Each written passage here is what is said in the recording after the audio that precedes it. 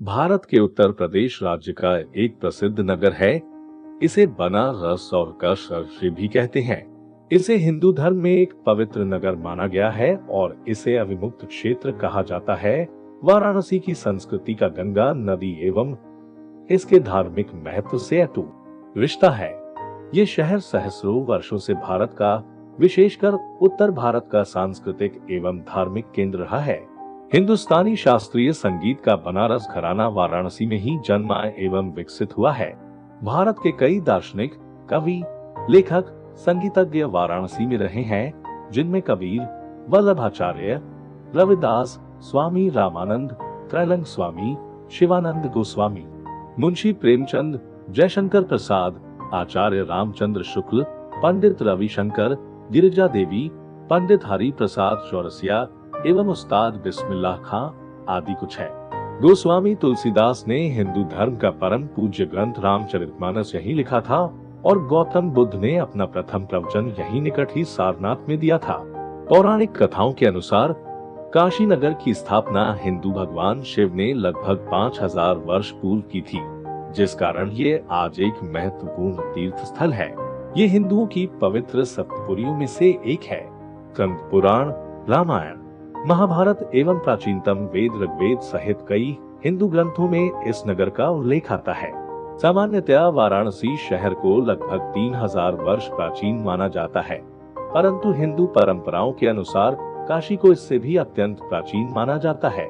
गौतम बुद्ध के काल में वाराणसी काशी राज्य की राजधानी हुआ करता था। बनारस के दशाश्वमेध घाट के समीप बने शीतला माता मंदिर का निर्माण अर्कवंशी क्षत्रियों ने करवाया था। प्रसिद्ध चीनी यात्री हुएनसांग ने नगर को धार्मिक, शैक्षणिक एवं कलात्मक गतिविधियों का केंद्र बताया है और इसका विस्तार गंगा नदी के किनारे 5 किमी तक लिखा है।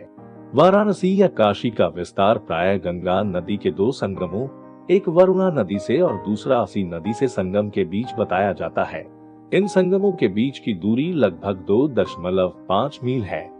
इस दूरी की परिक्रमा हिंदुओं में पंचकोसी यात्रा या पंचकोसी परिक्रमा कहलाती है।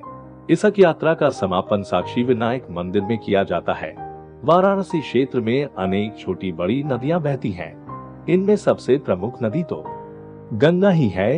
वाराणसी में आर्द्र कटिबंधीय जलवायु है, जिसके संग यहाँ ग्रीष्म ऋतु और शीत ऋतुओं के तापमान में बड़े अंतर है। ग्रीष्म काल अप्रैल के आरंभ से अक्टूबर तक लंबे होते हैं, जिस बीच में ही वर्षा ऋतु में मानसून की वर्षाएं भी होती हैं। हिमालय क्षेत्र से आने वाली शीतलहर से यहाँ का तापमान दिसंबर से फरवरी के बीच शीतकाल में गिर जाता है।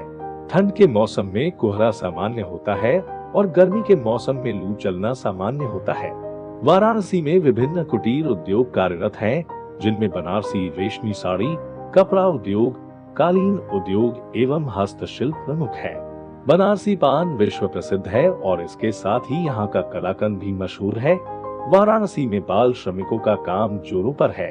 बनारसी रेशम विश्व भर में अपनी महीनता एवं मुलायमपन के लिए प्रसिद्ध है। बनारसी रेशमी साड़ियों पर बारीक डिजाइन और जरी का काम 4 चांद लगाते हैं और साड़ी की शोभा बढ़ाते हैं। इस कारण ही ये साड़ियां वर्षों से सभी पारंपरिक उत्सवों एवं विवाह आदि समारोहों में पहनी जाती रही हैं।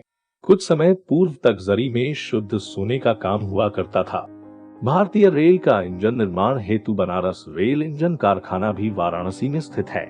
वाराणसी और कानपुर का प्रथम भारतीय व्यापार घराना निहालचंद किशोरीलाल 1857 में देश के चौथे ऑक्सीजन संयंत्र की स्थापना से आरंभ हुआ था। इसका नाम इंडियन एयर गैसेज ली था। वाराणसी के उच्चतर माध्यमिक विद्यालय Indian certificate of secondary education ICSE, केंद्रीय माध्यमिक शिक्षा बोर्ड CBSE या उत्तर प्रदेश माध्यमिक शिक्षा परिषद UP बोर्ड से सहमत है। वाराणसी या काशी को हिंदू धर्म में पवित्रतम नगर बताया गया है। यहाँ प्रतिवर्ष 10 लाख से अधिक तीर्थ यात्री आते हैं। यहाँ का प्रमुख आकर्षण है काशी विश्वनाथ मंदिर, जिसमें भगवान शिव के 12 ज्योतिर्लिंग में से प्रमुख शिवलिंग यहाँ स्थापित है। वाराणसी भारत के मुख्य बड़े शहरों जैसे नई दिल्ली, मुंबई, कोलकाता, चेन्नई, पुणे, अहमदाबाद,